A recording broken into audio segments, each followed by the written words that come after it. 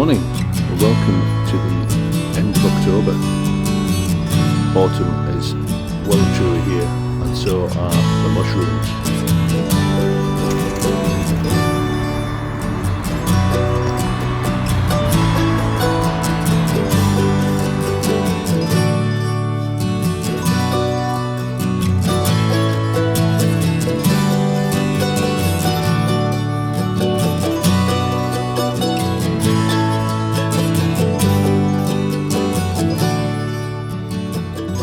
Mushrooms are a bit scarce on the ground at the minute. They used to be quite plentiful in this wood, and I think when some people find them, they tend to take them all, which isn't right.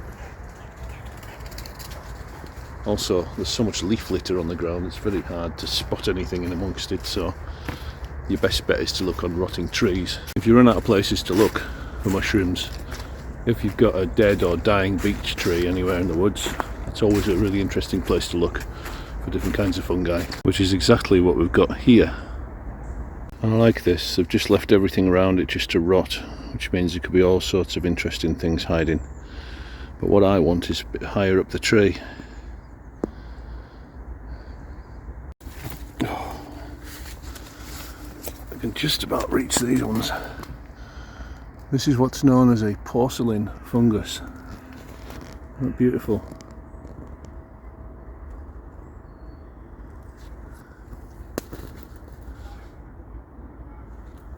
And when the light hits them, they do look like porcelain.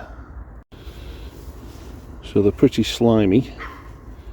They have pure white gills and a tiny little skirt attached to the stalk. They always grow downwards. They always grow on dead beech trees, and they're pretty easy to identify, and they are edible. So I'm going to take some of these, and there's loads of them on this tree, but they're all just a bit too far out of reach. Let's have a look and see what we've got.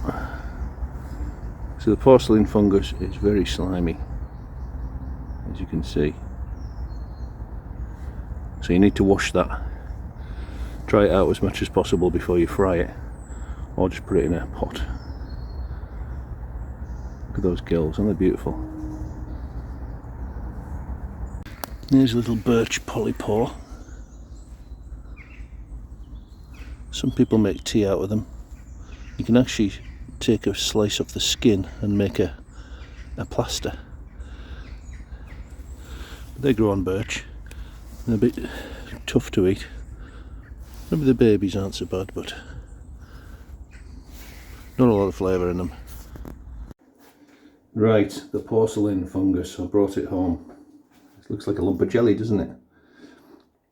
Okay, so it's got quite widely spaced gills there.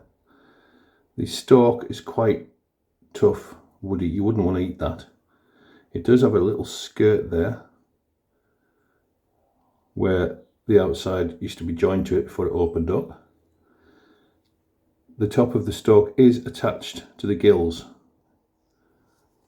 They only tend to grow on dead and dying beech trees, so you can't mistake it for anything. So pop those into water and give them a clean.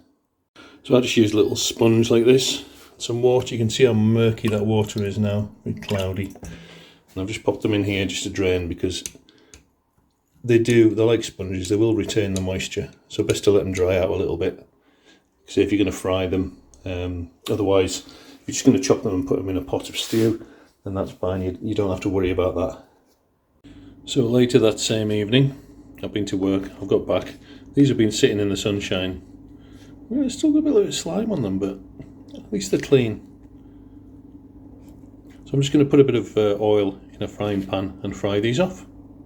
There's a high water content still in these, that's why they're crackling so much, so a little spit guard over. Like all wild mushrooms, you should always cook them well before you try and eat them. So here goes.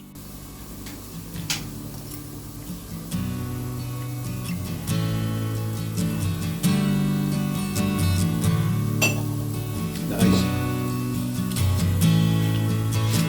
More.